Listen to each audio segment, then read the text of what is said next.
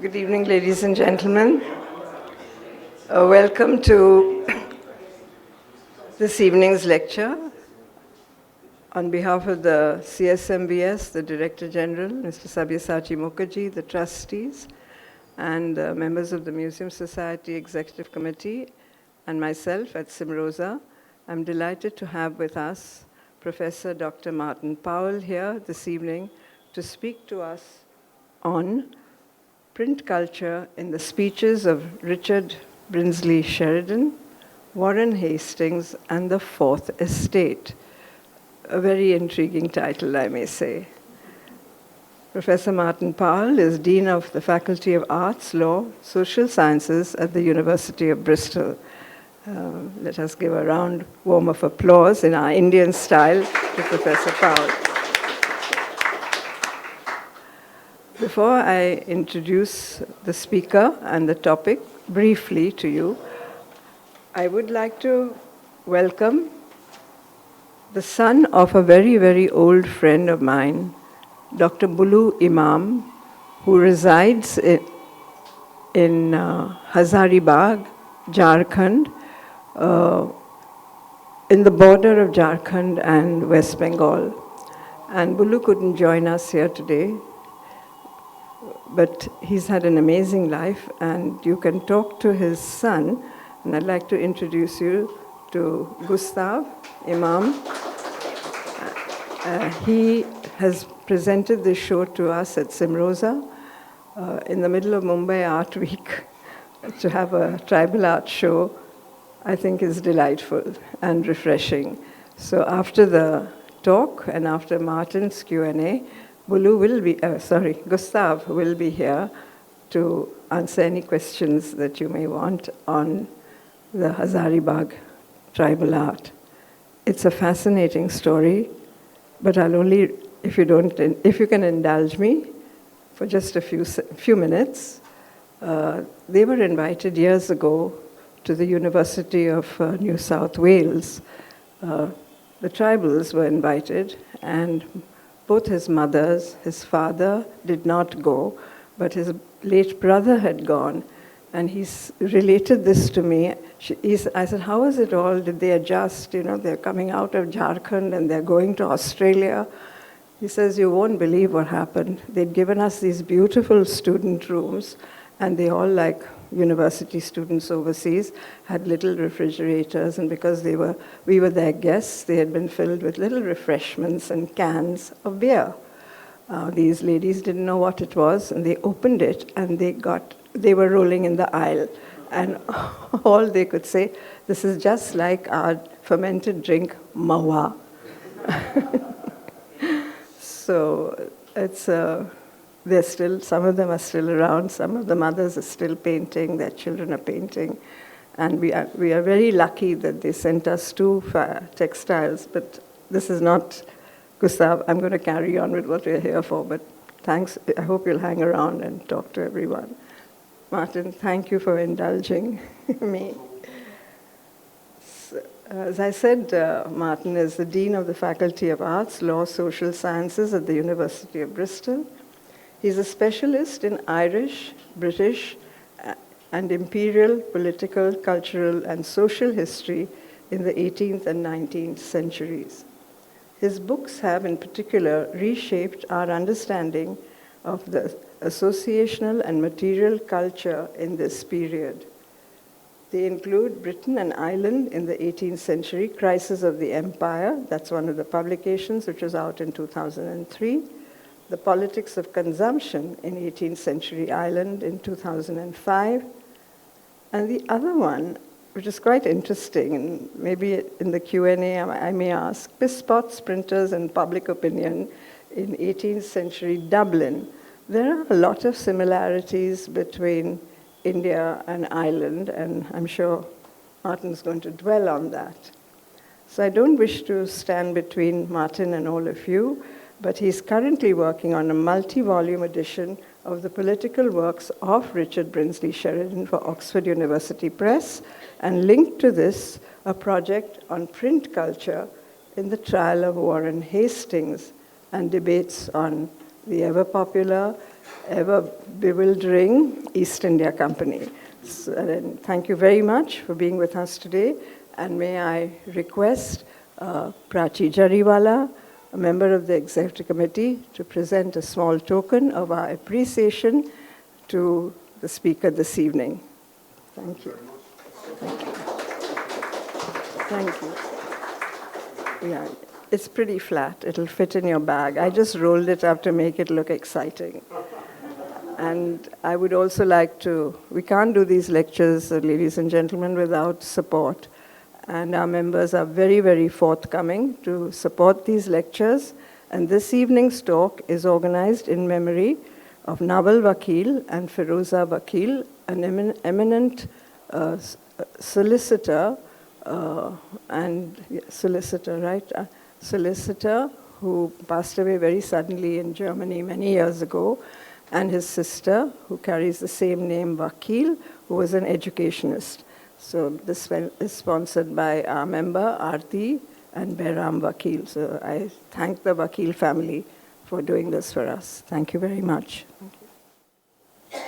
Thank you, Feroza, and thank you all for coming, and thank you to the Museum Society for inviting me, and obviously the gallery for hosting. Clearly a number. So as Feroza mentioned, that one of my long-term projects at present is on the speeches of the MP Richard Brinsley Sheridan. When I started this project in probably about 2013, 14, I expected there to be about 400, 500 speeches to edit, because the 1812 version had about 400, 500 speeches. We found, myself and my collaborator Robert Jones from the University of Leeds, we found 1,600 speeches to edit, and each of those speeches can have as many as 14 different versions of those speeches. From what I thought might have been a 5-year project, it's turned into something that I think will end up being with me for some time. We're hoping that the first 2 volumes might be coming out in the next 2 years. So at least we're reaching some sort of milestone, if not full completion. So I'm more of an expert on Sheridan than Warren Hastings. I should say that at the outset. Some of you will have heard of Sheridan. He's most famous for being a writer. Author of the plays The Rivals and Score for Scandal. They're still very much performed in Britain at the moment. Every year you will find one of those 2 plays on in a British theatre, London or in the regions. He was also a theatre owner. He owned Drury Lane Theatre, and that name is still with us as well. And he's also credited with being the mastermind behind the press operation of an early political party, the Foxite Whig Party, in the late 18th century. An early spin doctor, if we're familiar with that modern political phrase. But I think the one thing that our project wanted to do is take Sheridan back to the House of Commons, because one of the things that he's most he should be most recognized for is his political speaking, his oratory, his brilliance as a performer in the House of Commons, and that has largely disappeared. He is, as I said, it's mostly the plays that we know him for. We don't know him for the politics. Some of that is because he's been overshadowed by another political speaker of the period, Edmund Burke. Sheridan and Edmund Burke are both Irish. I've worked on both of them. You can tell me at the end whose side you think I'm on in terms of the great battle of those two orators. It's interesting though that Burke has a modern edition of his speeches and writings, multi-volume. So historians have paid a good deal of attention to Burke and his writings, but Sheridan not. The last edition of Sheridan's speeches it was basically produced only months after he died. They rushed it out, so we're talking about very early 19th century, and there's been nothing since then in terms of a modern edition of his political works. We do have some letters edited, but not the politics. I think the other thing that's quite interesting about that early edition, the 1816 edition, is that it's very reliant on one particular source. So some of you who are familiar with British politics will know that Hansard is our record of the proceedings of the House of Commons. Before that, it was Parliamentary Register. But Parliamentary Register, if you use Parliamentary Register, it's not in any way a pristine text. It's not the best way to get to the original forms of those speeches, because Parliamentary Register is just a cut and paste job of lots of newspapers. So what our project did was go back to the original newspapers, try and disentangle them all, and try and find what we would regard as the best version of every speech that Sheridan did, and then accompany them with footnotes to other speeches where there are differences, which, again, this is why I'm still doing this, because there are so many of them. Another problem that we faced in comparison with Edmund Burke is that Sheridan didn't publish under his own name pretty much ever. In fact, there were only 2 items that he published under his own name: The Rivals, the play, and a speech on India, which I'll talk to you about today.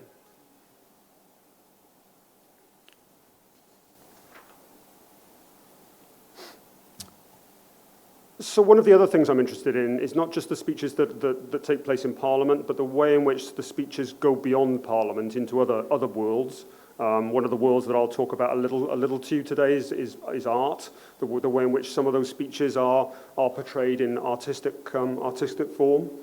So visual representations of Sheridan's speeches. And the first print that I found in which Sheridan's speech actually appears is this one, The Blessings of Peace, which connects Sheridan to the American War of Independence, the very end of the American War of Independence, and we see Sheridan saying in that in the throng of individuals there, he says, if I can see, what I can point.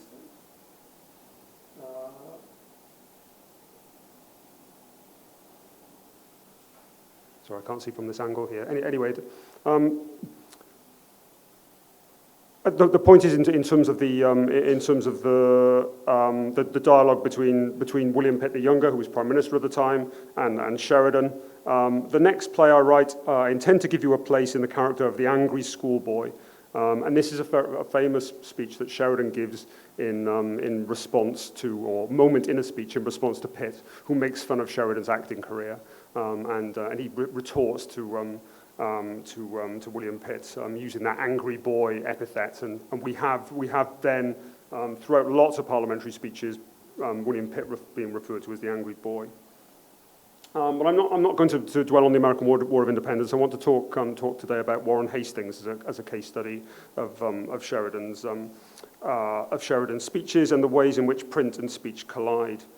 And entangled with that is press freedom as well. And I'll come to that at the very end. That's a newer area that I'm working on. I can talk a little bit about in the Q&A about people who've worked on Sheridan in recent years. I'll pass over that now. Most of it has been from a more literary angle, though people haven't returned to his politics very much. So the trial of Warren Hastings was arguably the high point of Sheridan's oratorical career, and possibly his career more generally. He was one of the few managers of the impeachment trial who emerged with reputation enhanced. The 1789 print of Sheridan by James Gilray here ensures that he's defined by oratory above all else. His left fist is clenched, his hat is under his arm, and he stands as if speaking at Hastings' trial with a fierce and fixed expression. Sheridan is, so if you see any 18th century prints with Sheridan in them, you will always know who he is because he's got a really red pockmarked face. I think to a certain extent that's a skin complaint that he's born with. It's not helped by the fact that he is an excessive consumer of alcohol. He's known for drinking as many as certainly potentially 6 bottles of port, not just wine, port wine, a day.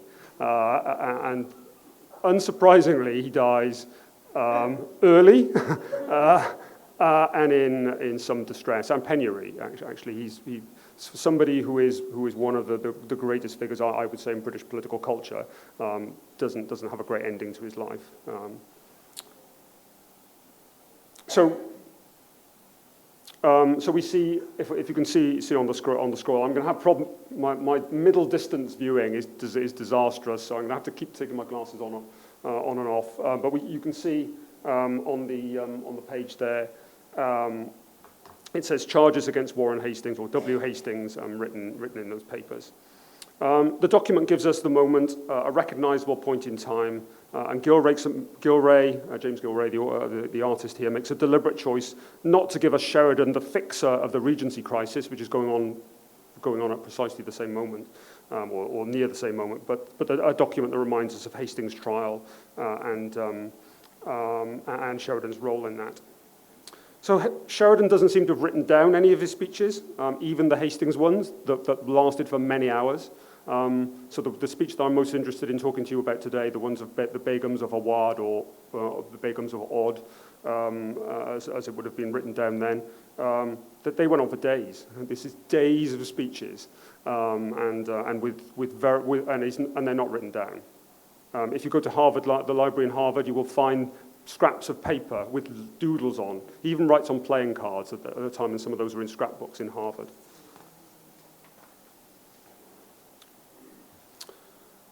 So there are 3 prints by the artist William Dent that focus on Sheridan's speeches during the Warren Hastings trial. I should say there are lots and lots of satirical prints on the Warren Hastings trial, but I'm interested in the ones that link with the speeches because I want to see the ways in which the speeches are actually reflected in the prints. And they offer slightly different perspectives on Sheridan's oratorical performances. And other historians and literary critics have written on this from other perspectives, but again, I'm interested in how they really link to the actuality of the speeches that I'm finding in the archives in their various forms. So William Dent regularly attacked the Foxites, Sheridan's political party, in print, though he was also quite happy to target William Pitt and his supporters. So they're the 2 political sides that are wrangling over the Warren Hastings trial. It isn't quite as simple as saying one side is on one and one on the other, because William Pitt actually voted for Hastings to be impeached as well. So that isn't simplistic. But back to Dent, the art historian Diana Donald has reminded us of the need to take accounts of ambivalence in Georgian caricature. It's not a simple medium. It is possible. We don't know how people read these caricatures at the time. We have no idea how Sheridan in that poetry, is that a positive view of Sheridan? Is that a negative view of Sheridan? It's difficult to interpret from an 18th century perspective. Obviously, we can give our own. We also don't know whether the artist is influenced by a publisher and whether the artist is paid by a political party. And artists certainly were paid during this period. But even when they were paid, you can't always rely on them. James Gilray was paid a pension by the Pitt ministry. He produced some of the most savage cartoons against William Pitt while he was being paid. So that none of this is straightforward. So you won't be able to get to the details of this print. This is a print that comes out after there's two speeches on the Begums of Awad. There's one in the House of Commons and there's one in the trial itself. So the one in the Commons is designed to get to the trial stage, to persuade everybody in the House of Commons that Hastings behaved so badly towards the Begums of Awad, including torturing their eunuchs, including imprisoning them and starving them, and accusing them of and allowing the Wazir of Awad to confiscate goods. So I think it's fair to say that this charge is one of the most emotionally laden of the trial. It is the one that really gets everybody going, and that's both in the Commons, the pre-trial, and the trial itself. This Battle of Hastings print shows a set to between the two camps, and Hastings is there in the middle, and post-colonial historians and critics have made much of the garb there, the particular the particular pose that Hastings is in. Again, that's not really the way in which I'm approaching this. I'm interested in the speeches. That's Sheridan. Now Sheridan has bellows there with the word wit written on them, and he also has a belt with the word humanity on, and a larger, so he's hitting somebody with another bellow. Sorry, my glasses make this very challenging. But there's a bellows there as well that says argument. And I think those are the key traits that Sheridan is approaching the trial. He's funny, the wit. His argument is persuasive, and then humanity on the belt. The bellows, though, is really important. So keep the bellows in mind. Don't forget the bellows.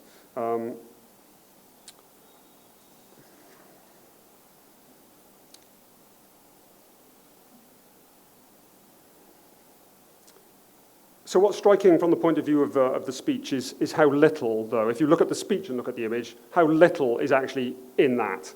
And I think that's a really important thing to do when we're looking at this imagery is go back to the speech. How is it actually referenced? In the speech, there's only one. There's only one reference in this print to Begums. That word is only used once, and I think another important point is the way in which the newspaper coverage after the trial can be contrasted with Burke. And I won't go through all of these quotations.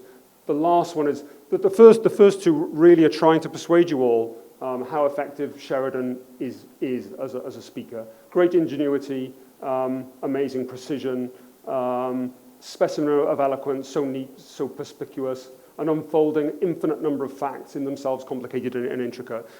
Because of the way in which we remember Sheridan as pretty much a disastrous, indebted, borderline alcoholic at the end of his life, we don't really credit him for being a very precise and knowledgeable individual on economics, on taxation, on the finer points of Scottish boroughs. He is across lots and lots of different areas. But this is the bit I like him, and this is partly for Florian, whose father worked on, who's at the back somewhere, whose father worked on Edmund Burke. He commanded an attention which Mr. Burke has for many years been incapable of procuring. Mr. Sheridan fixed the members on their seats. Mr. Burke generally sent them to the coffee house to dinner. Mr. Sheridan has substantiated the charges he adduced by facts as well as impressed his audience by eloquence. So Sheridan clearly rated at this point above Burke. And it's interesting that Burke is so much now remembered as the great political speaker, the great political writer. In 1787, they made fun of Burke. And they made fun of him even more in his later life. So this is a point that's reiterated in another caricature. James Sayers is the shadow of opposition. And this occurs between the Common Speech and the big Westminster one. And the oratorical qualities of the two men are juxtaposed here through their scrolls. So they've got all of the characters have got scrolls coming out of there. They're almost like speech bubbles. Burke's has tropes, figures, and a long speech. Sheridan, though, has speech all point. So real focus. Okay, we do get tropes and figure. Tropes is not necessarily a positive. Again, it depends how you read it. But long speech, that is possibly not a positive. And the other one I'll mention in relation to this is Dent's The Long-Winded Speech. Remember that I told you to remember the bellows? The bellows are back.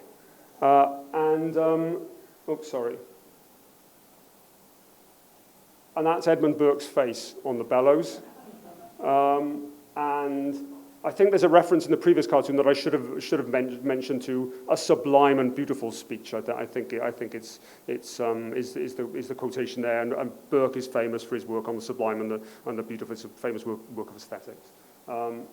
And it's suggesting that that obviously Sheridan's speech, this isn't a positive cartoon, obviously, It's long-winded, but it's propelled by the air from Edmund Burke. And in some ways that is logical, but because Edmund Burke is the real runner of the trial, he really wants Hastings nailed. And in this sense, Sheridan is his mouthpiece. He is delivering a speech, but it's the impetus from Burke. And these ribbons are full of phrases that you might expect if you know a little bit about the Begum's case. Elephants, bamboo cages, Begums, plundered princesses, sacrificed Begums, filial duty wantonly destroyed, shackled eunuchs, treaties violated, rebellion, and it goes on and on. I'll come back to those in a moment, though. So in the print, the repetition of the word Begums, gendered, laden with Orientalism, offers a one-word mode of mocking Sheridan, the fact that he's saying it over and over again. And obviously for taking up their cause. Burke's presence as the bellows behind is interesting, because Burke is more known for histrionics than Sheridan. So is that something here that Burke's histrionics? Burke has got quite a strange speaking voice, recognised in this period. So some of the mockery of Sheridan is that more mockery of Burke.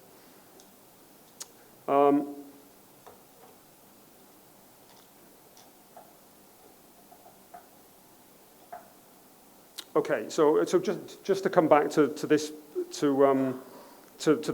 the speeches themselves and these prints. Again, it is slightly odd what doesn't come through. For example, if you look at the Common Speech, the torturing of the eunuchs, it's only mentioned once in one very obscure newspaper reference to them. So it doesn't really come up at all, and it ends up being one of the things that we see so obviously in the print culture of the period, even though none of the newspapers reporting on it noted that.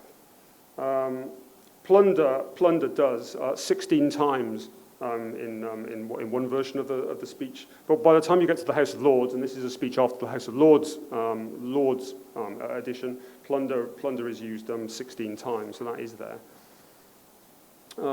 Again, if we're coming back to this House of Lords version, eunuchs not present in any of them. Again, they only have the most minor references. The eunuchs are one of the things we really remember in terms of our popular memory of this period. In the Common Speech, the phrase "bamboo cages" isn't used at all. Neither is sacrificed, neither is shackled. And both of those terms are usually appended to eunuchs, and they don't appear in day one of the Westminster speech either.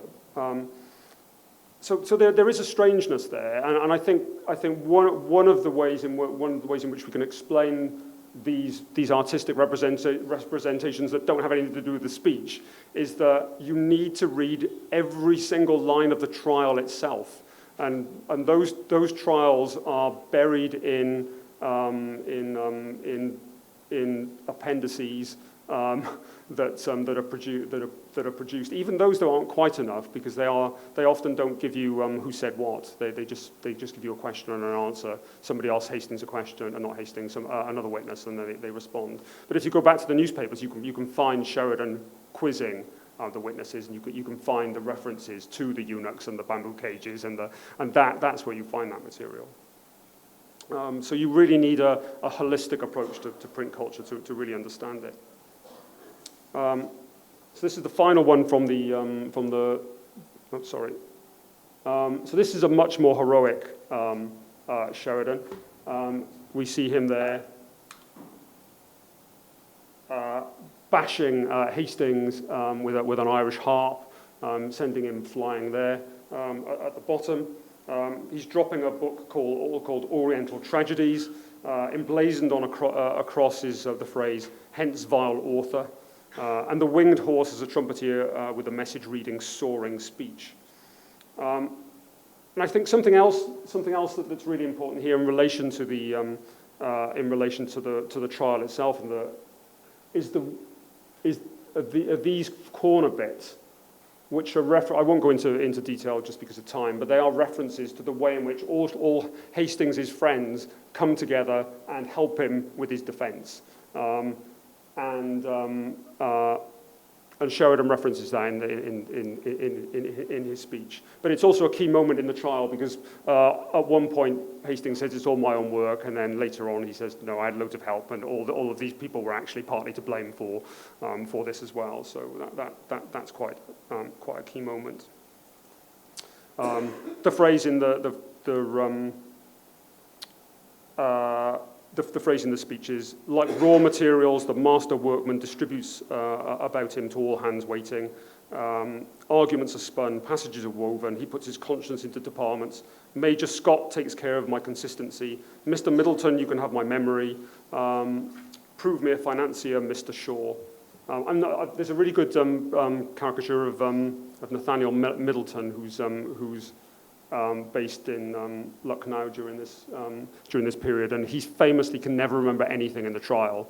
So the memory reference is explained there.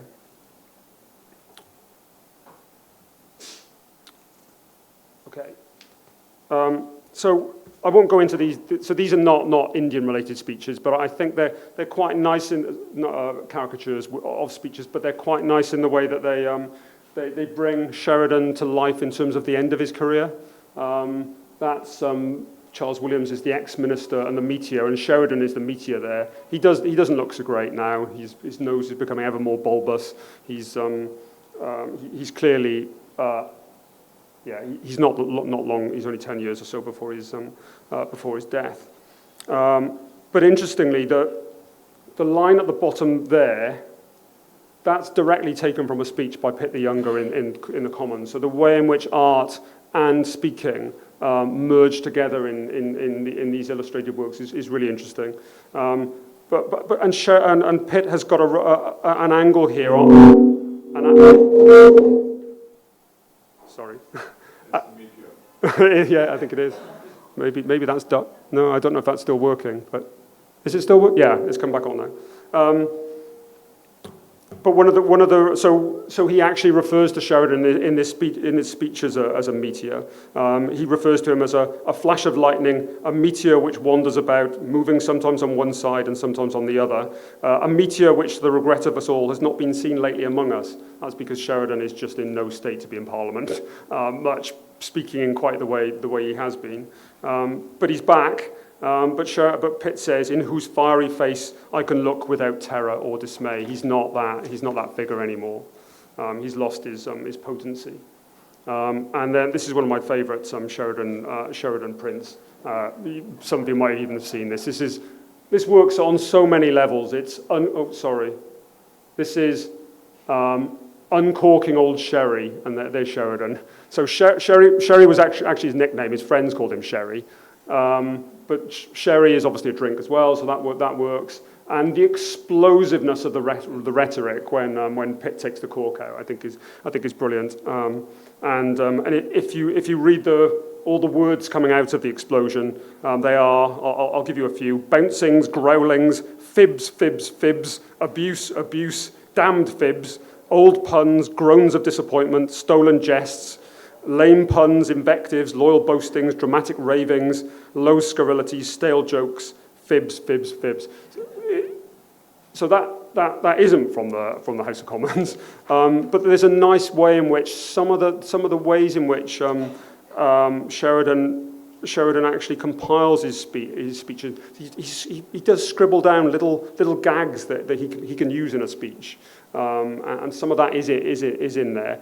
The fib stuff a lot, and the stealing. Some of that comes from his plays, because he is accused of being something of a plagiarist in relation to his plays. So that theatrical dimension is also there too.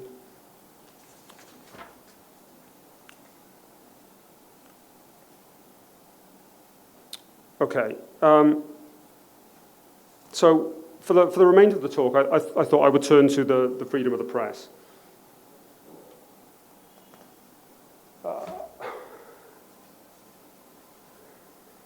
So we're not quite there, but I'll leave it up for the moment. So Sheridan's relationship with the press is a really complex one, and it's defined partly by his experience living in Bath, my own hometown, and his duels. He had two famous duels with somebody called Thomas Matthews over their common love for the singer, the actress Elizabeth Linley. What's less well known is that the whole history of the duels are played out in the press at the time, in the Bath Chronicle and in some London newspapers as well. So they attack each other in the press, they goad each other in the press. But most importantly, Sheridan gets his first taste of press management through the press because he contacts the editors directly. He gets his stuff in there first. He wins that dramatic battle, and it enables him to come. Even though he doesn't do very well, does well in the first duel, doesn't do very well in the second duel, but he survives. He's okay. But it does give him a tale to take into the rivals, the play, and experience in managing the press. And when his early plays don't do that well on opening nights, he again contacts the press, rewrites bits of the plays, and then by the next editions, he's getting much more favourable reviews. So that press management dimension is really important. I'll just give you a couple of examples of other relationships with the press that are significant. Some of you might have heard of an early character in relation to the freedom of the press called Junius. Might not be familiar to some, but he's an early critic of the British government through newspapers. So he's got two things in common with Richard Brinsley Sheridan. Both of them have quotations on the freedom of the press, the liberty of the press, in Tribune Tower in Chicago. If any of you have been to Tribune Tower, it's littered with wonderful praisings of the liberty of the press. So Junius and Sheridan have something in common there. And Sheridan actually copies Junius and echoes him in some of his early print work.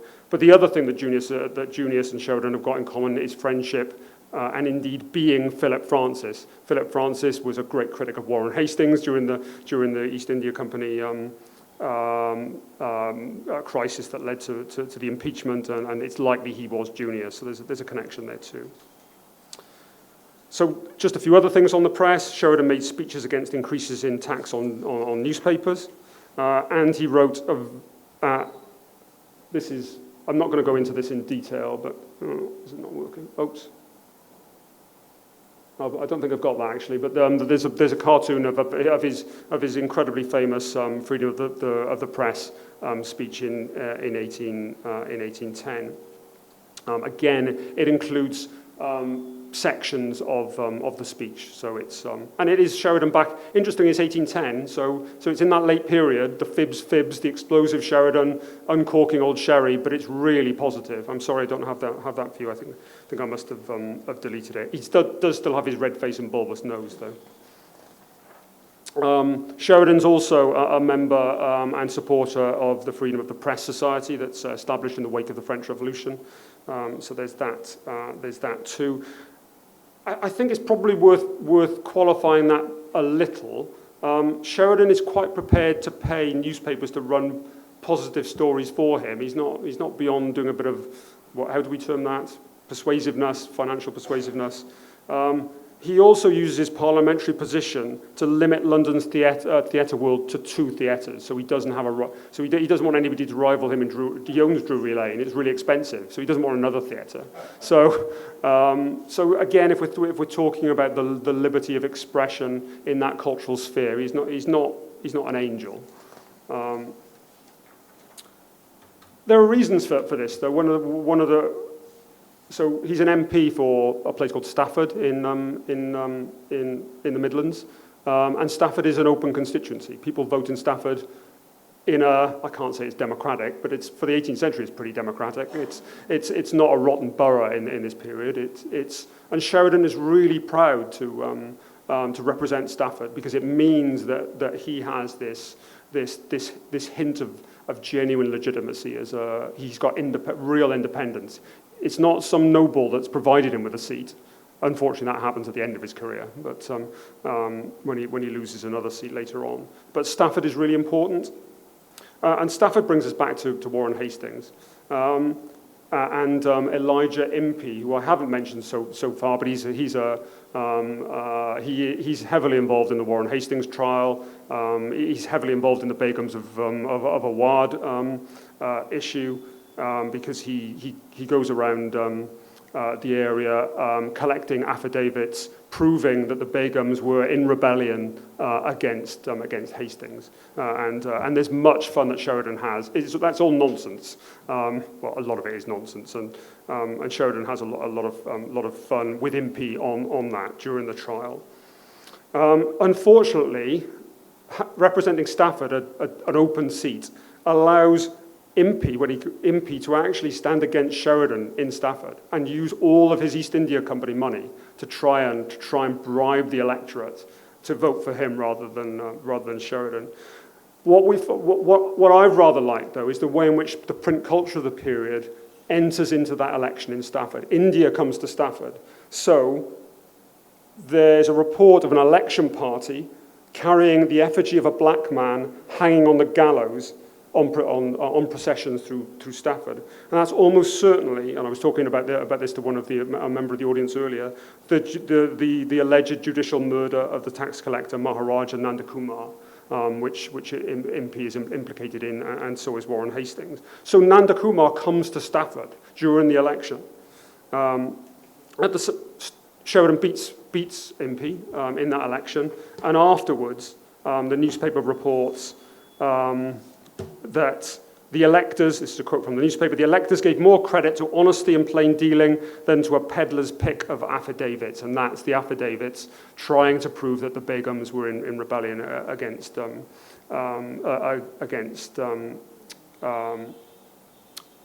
East India Company. And that peddler's pick of the peddler's pick of affidavits, the phrase peddler's box of affidavits is a direct quote from Sheridan's speech during the trial. So the trial, as I said, the trial is coming to Stafford. So the final point I'll make on the freedom of the press is Sheridan's acute awareness of the corrupting influence of the East India Company on British public life. And I want to finish by noting that in his speeches on the East India Company, Sheridan arguably made one of the most significant contributions to political thought on the meaning of the Fourth Estate. And I think, so this is the next project that is probably going to stop me finishing my speeches, because I've found this, and it is very, very interesting. In 1788, Sheridan made numerous speeches on Pitt's attempt to pass a declaratory bill clarifying his India Act on 1784. So I could now go through legislation relating to the East India Company in real huge detail. I'm not going to do that. I thought that seemed rather unfair to you all. But I did that for the edition. I have done that. It probably wasn't my finest few months. But it's clear that for Sheridan, the legislation around the East India Company is a real issue. It's partly because Sheridan spends very little of his life in government. He's in government for a very small number of years. He's in government in 1784 during the Fox North Coalition, and that is brought down by the East India Company issues, simply because Fox's party, Sheridan's party, the Whigs, were keen to bring the East India Company under much closer control. Huge outcry. The government is brought down. The king brings the government down. It is a striking non-democratic moment in British political history. Essentially, the king says to the House of Lords, anybody who votes for this bill is no friend of mine, and then nobody votes for the bill, and the ministry collapses. This weighs heavily on Sheridan, and it influences his views on the East India Company from then on. In 1788, when Pitt comes in, after the collapse of the ministry, he brings his own India Bill in, which isn't a world away. It is different. And then in 1788, right in the middle of the Warren Hastings trial, it's modified. And then Sheridan publishes his pamphlet, A Comparative Statement of the Two Bills. Not a riot of a read. But it is really significant in terms of British political history. And it's significant in terms of Sheridan as well. There's only two things that Sheridan ever put his name to: the Rivals and this. Those are the only two things he ever admitted he published. Why doesn't he do that? Because publishing is an ungentlemanly game in this period. If you're going to be that independent person, you want to be distancing yourself from the murkier world of publishing. But it is interesting that he puts his name to this. There are a number of reasons why he might have done that. When he's speaking on the bill in the Commons, he's reading from a script, and somebody says, "You're reading from a pamphlet. Acknowledge it." And he said, "No, these are my own notes. I'm not reading from a pamphlet." But obviously, he was reading from a pamphlet that he was writing. Was he planning to publish it anonymously? Was he planning to own up to it? It's a bit late then. And then he said it in the Commons. He was always planning to publish it. He does publish it. He puts his name on it. So that comes out. He later says to his wife, this is a letter late in life, "I hate anything thus surreptitiously published to be attributed to me. I never yet owned or allowed the printing of anything, play, poems, or speeches, but two things to which I put my name: the Critic and a political pamphlet on the affairs of India." So that we do have proof that is the case. So the comparative statement of the two bills, I think is a really interesting piece of work. Much of I'm not going to go into the content. It's if you're interested in East India Company legislation, you can look that up. But in one of the most striking sections, Sheridan accuses Pitt of having established a fourth or new estate. But he means in this case not the press. It isn't the press in this context, but it's a powerful cabal, because when we think of the estates in the British context, we have King, Lords and Commons, fourth estate being the press. In this speech, it's not that. It's a powerful cabal existing outside of the three estates of British government. But one of the reasons why Sheridan is writing this in the pamphlet is because when his party's India Bill was launched in 1784, that accusation was also levelled at his party, the establishment of this fourth estate. And the fourth estate in this context means the East India Company and all its riches, the powers, the corruption that can go with the East India Company.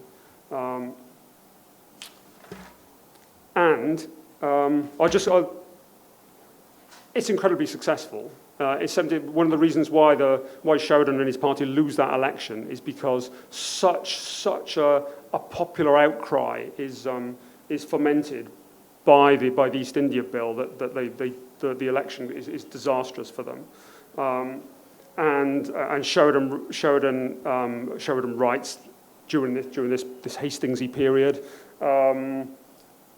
He's referring to sober and rational men. Even sober and rational men joins in the outcry against the bill. He writes about the mob, the king. Whether mob was urged as an attempt to take the crown from the king's head. And again, the word fourth estate is attached to that. What he says, or in the politer jargon, the fourth estate. And if we look at, so I've been trying to do some work on the history of the Fourth Estate, and one of the early examples of the use of the Fourth Estate is from the hydrographer and sometime Madras Council member Alexander Dalrymple, who references the dangers of East India Company patronage being applied to any of the existing estates, or he says to a fourth estate. What does that mean in that context? Does that mean using that money to potentially buy elections, to bribe electors? It isn't certain. And this final print that I've got is Sheridan's there, and he's referring again to the Fourth Estate, and in that speech bubble there, he's using the words "a senseless yell," which is the the outpouring of public opinion against the East India Company Bill as a consequence of the misuse of East India Company funds channeled through the Fourth Estate.